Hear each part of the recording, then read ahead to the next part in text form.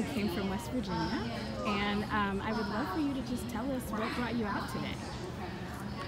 Well, we're here today because our Senator Joe Manchin is one of the swing votes in the Kavanaugh debate, and we've been working to send messages to Joe Manchin. We've been having phone banks at our office, West Virginia Citizen Action Office, and today we chartered a bus and drove 35 people here to Washington, D.C. to join this rally. Right now there are survivors in Senator Manchin's office and in Senator Capito's office telling their stories directly to Senator Manchin and to Senator Capito's Chief of Staff, telling their stories, asking them to vote no on Kavanaugh because he's not right for West Virginia, he's not right for our country. This is not it's a job interview, it's not a trial. The evidence is overwhelming to us that Kavanaugh is not right for the Supreme Court.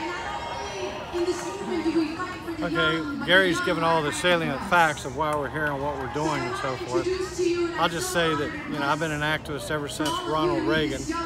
I'm not an old hippie. All my buddies call me old hippie because of my long hair and stuff. 1968, I graduated high school and joined the United States Air Force. Spent 4 years in the Air Force. I got out, I was like a lot of people that I run into all the time, wasn't really aware of what was going on, didn't pay a lot of attention to politics, but I thought Reagan was so bad that anybody could beat him. Then he won by one of the largest landslides in history. And I got involved in that, found out a lot about what was going on with the Contras and all the stuff in Central America. So I've been involved with politics ever since then. I have to admit, one reason I'm here now, I am really ticked off. I'm mad. I took kind of 8 years off like a lot of us did when Obama was elected. We thought things were going in the right direction, and unfortunately, Trump happened.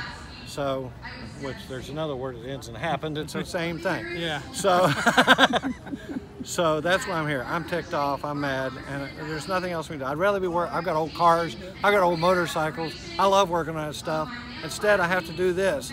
I'm not somebody seeking attention, I'm somebody who feels like our country is losing its democracy, and we have to get out and fight this tooth and nail.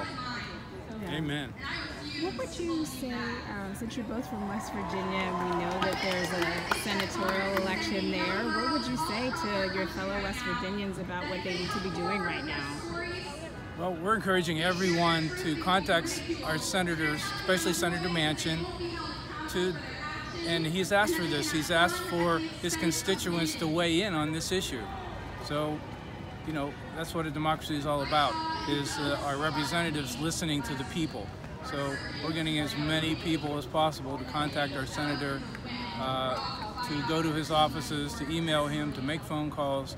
We've fill up his voicemail every day, every night, and we're not going to let up until he decides to vote no.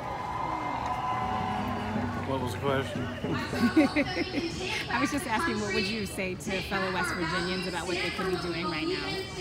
Well, this is somewhat controversial. There's a lot of discussion between the sort of yellow dog Democrats and the more progressive Democrats about what happens if he votes yes. I've argued we have to vote for him, and at this point, I don't think it's a leverage thing. Sometimes you can use, say we're not going to vote for you. We're so close to the vote now, it's going to go one way or the other, regardless of what I tell you right now. But the thing is, and the thing I encourage people is, we got to take back the Senate. And so I would encourage West Virginians, regardless of how much you dislike him, if he votes yes, we have to try to take the Senate.